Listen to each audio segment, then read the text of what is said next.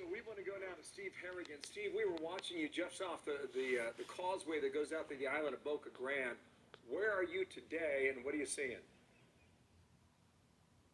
We are in Placida in Charlotte County, and if you take a look behind me here, we are seeing complete destruction in a mobile home park. One after the other, all the way down the street, down the next street, everything gone. I spoke to a man over there. You can see him in his car there smoking a cigarette. I said, "Is this where you live?" He said, "It's where I used to live. No more." He said his home cost $25,000. It's a complete loss, and he's going to end up going back to New York. So we have people here who are really dealing with complete destruction at this point. As far as any rescue goes or any help or any aid, we haven't seen any movement at all on the ground. Communication, extremely difficult. People really seemed shell-shocked. They're coming out of where they rode the night out. Many of them rented rooms in some luxury condominiums down the street there because they thought they were sturdier. And the man told me, you know, at least I'm alive. I've lost everything, but at least I'm alive. And they're comforting each other. We're seeing people really hold hands and commiserate, as we're seeing over there, really people asking each other how they survived and how they got through it. Now, we have seen some helicopters overhead, but we haven't seen much else. And you've really got to wonder, when you have street after street of complete destruction like this, is anyone inside? So far, we haven't seen rescue attempts. We have seen helicopters, but keep in mind two things make this incredibly complicated. One, the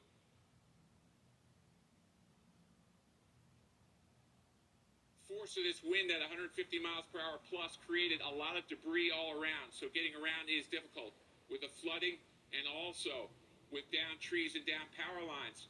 So that's been tough. And also communication is a real problem as well. Cell phone towers are down. Phones are down. We're actually using a Starlink to get this shot up. It took about 4 engineers to make this happen. So we're really, at this point, you know, I haven't used sat phones since Iraq. So that's the kind of communication we're dealing with right now. People in crushed houses, no sign of movement, no sign of aid in the place where I am, and people just stunned, sort of walking around looking at what they've gone through over the past 24 hours. Back to you. Steve, hang with us a moment if you can. You're right around the Gasparilla Sound as I look at the map here. I don't know if anyone's been able to access the island of Boca Grande. Maybe they have, maybe they haven't. You know the sort of luxury homes that are built on that island. There's a reason people live there. It's absolutely stunning. But you're also in a part of the country that has taken a direct hit from a Category 4 hurricane twice in 18 years.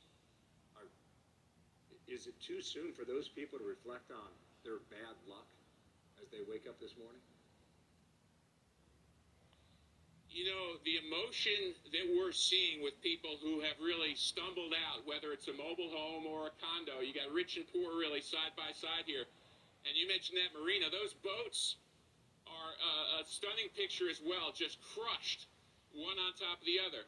But I think the overwhelming emotion here of those who rode it out and who are still here is they're staggered, but they're grateful to be alive. This man here who's smoking a cigarette and drinking a Busch Light said, you know, I rented a room in the condo, I made it, I've lost everything, but at least I'm not dead. I haven't been killed. So I think there's a semblance of gratitude, and what we have now is really the next few hours are going to be critical. If people are trapped, if people are in here, we've got to see some motion, some aid. All we've seen so far are flyovers, and there's the first sign of some first responders down the road there coming in probably to do a door-to-door check on see if anyone is, and we're seeing some medical aid as well. So roads are opening up, and we're seeing the initial arrival of first responders in a mobile home park that has been completely devastated here right next to Gasparilla Marina. Well, Steve, I'm going to push my luck with you here while we got the shot up. Where did you and your crew ride out the night? How far inland from where you are now?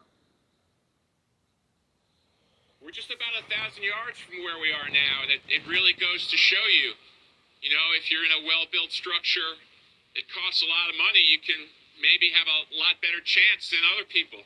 These people in these structures really didn't have a chance. You know, the boats are destroyed, the big yachts are destroyed, but these mobile homes are completely crushed. And, you know, this man said, like you said, we haven't had storms here in a long time. This guy said, I've had a a great time. I've enjoyed my life here for the past 10 years, and we never saw this coming. We didn't think it was going to be that bad. It got a lot worse quicker than we thought. And now people are trying to comfort each other. And I know that aid from 36 plus states is on the way. But in these initial hours, it is really just Floridian comforting Floridian and asking, do you have basic needs? Do you need a jump start? Is your tire flat? Do you have water? That's where we're at right here. It was good to see, Steve, those emergency vehicles arriving, and I'm sure it will be a relief to people there to know that help is definitely on the way. This might not have been possible, but have you been able to get, either through the drone footage or otherwise, an aerial view of the damage? That's what we're working on, really, with a crack team right here.